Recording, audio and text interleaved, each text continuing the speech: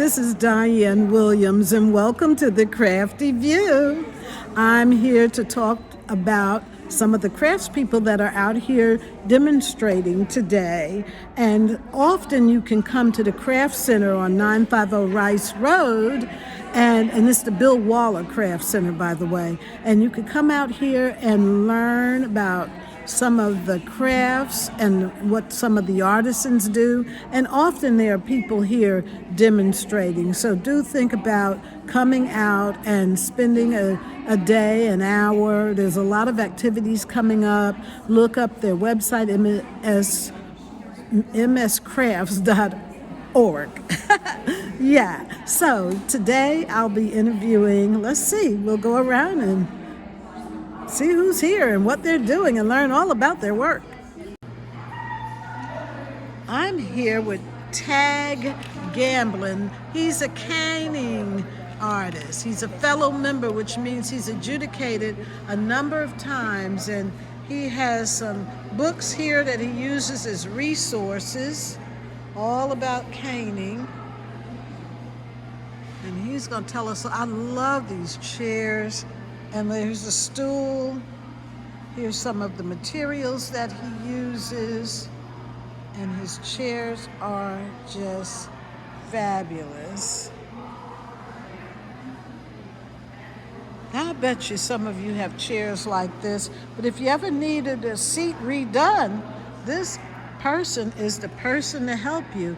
And then you can look at this screen and get an idea of some of, oh my gosh, the chairs that he has worked on. We'll just take a look at that. Look at that. That's a 3-seater bench. That's some of his work. Let's go over and meet Tag. Hello, Tag. Hello. How are you? Please have a seat. I'm Diane Williams, and you're on the Crafty View. And tell me about what it is that you do. About 12 years ago, I started caning. I'm a retired architect, and I needed something to do, so I picked up chair caning. I ordered a book, and I ordered a video. This was before the days of YouTube, and got started. Here now, around 1,500 chairs later, I'm retiring. 1,500. I'm retiring from public work. I've inherited an awful lot of chairs. Somebody would bring 2 chairs in to be recaned, and they would give me one of the chairs. So that's the history of how I got started caning. Oh my. And why do they call it caning? Well, it's really rattan.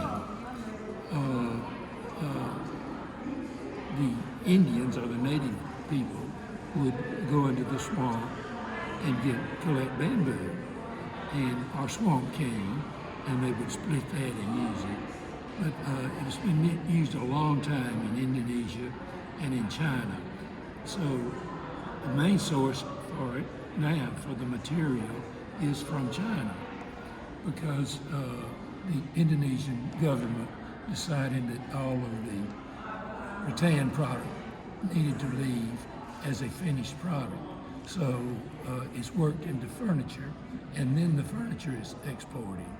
But the Chinese have not clamped down on the market for rattan quite yet. Well, what are these pegs and how are you using them? The pegs indicate where there's a splice. Eventually I'll come back and knot the tails together underneath and trim them off. But the pegs indicate where there is a splice to be eventually. Okay. Here I've established the one vertical and one horizontal. I'm about to do one diagonal all the way through. It's called 7-stage caning in this particular pattern. Eventually there will be 2 going vertically, 2 going horizontally, a diagonal, another diagonal, and then one around the edge, amounting to 7-step caning or conventional caning. Well, this seems like a natural for you as you've been an architect, so Well, my children tell me that I'm too much of a perfectionist, oh really? but I enjoy doing it very much. There's a certain amount of satisfaction in taking an old chair and bringing it back to life again, particularly when you hear the story of the chairs. Oh well, Grandmother used to rock me in that chair, and I used to sit at the supper table in that chair at Grandpa's house. oh. So do you get into restaining chairs? I have someone that does the woodwork for me, Okay. and he also does the caning. A lot of the caning is done, is colored to match other pieces in a set. Okay. The materials and the style, of course, this being conventional caning or 7-step caning. The little stool here is actually done with corn shucks. With And corn it is in a shucks. rush pattern. Normally the rush pattern will be 4 triangles around the seat. But this is twisted corn shuck. What does that look like underneath? Oh my gosh, you are a perfectionist. Looks very nice Thank underneath. you. Looks the same underneath as it does on the You top. know, since I'm not doing it for my income, I can take everything that I did Saturday night, I can take it out on Monday morning. Oh yes. So do you have a shop at your home where you I work? work from my garage. Okay. And you've been doing this a long time A since long you time. retired. Since I retired, yes. Yeah.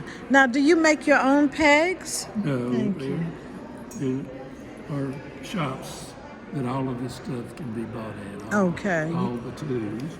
Okay. The main tool that I'm using today is simply my clippers and my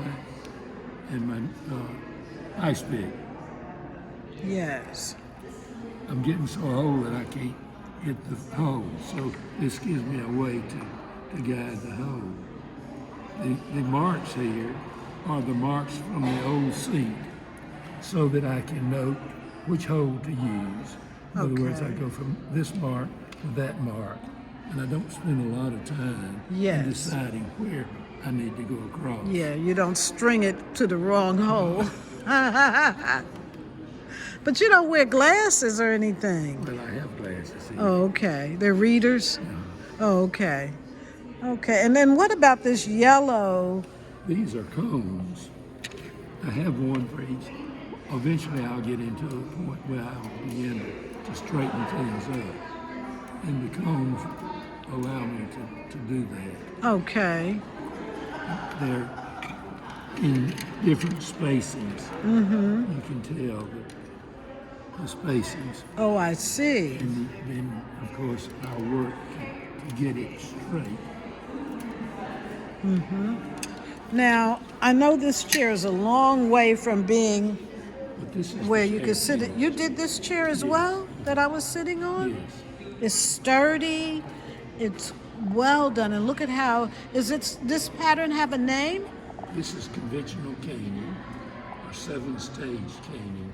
Conventional or 7-stage caning. It's gorgeous. And this chair is very similar to the one This is you're a matching working chair. on. Is this one going to be like that? Yes. Oh, so that's a matching chair, and this is where it starts, That's where it starts. and this is where it's going to finish. I've done here 2 of the steps completed. I'm working on the 3rd step. Eventually there will be 7 steps that I'll have to go through. Okay. And let's talk about this chair right here. This is called a Lincoln rocker.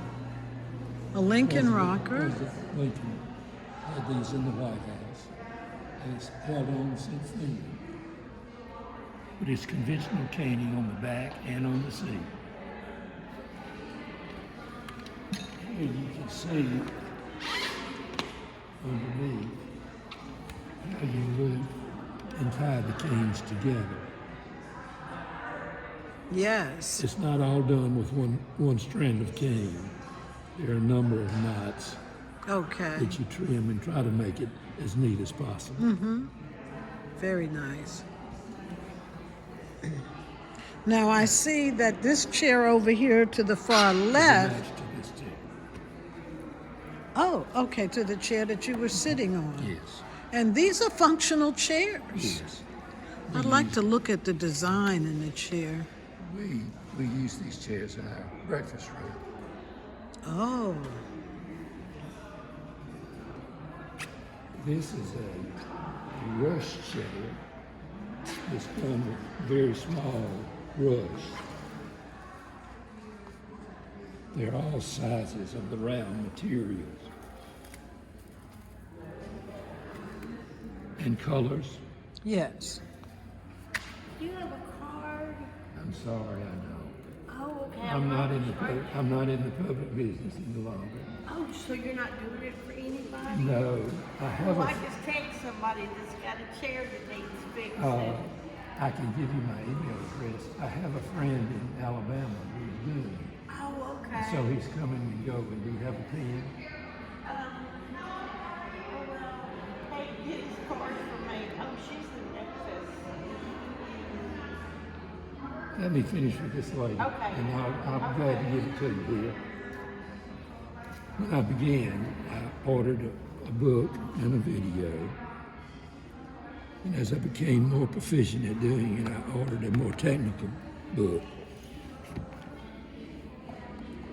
Then there are brochures for each and every style of caning. Here's the rocker. Carolina close weave. Here's the Adirondack chair.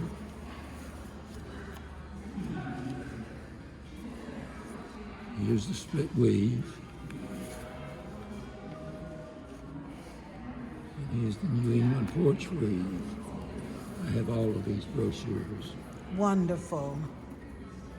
Well, this is great. And I know you've had an illustrious career doing this and doing your architecture. You know your remote is right here if you need it. Okay. And Tag, I want to thank you so much. Thank you. And I'm gonna, your work is fabulous. Thank you. Take care. Thank you.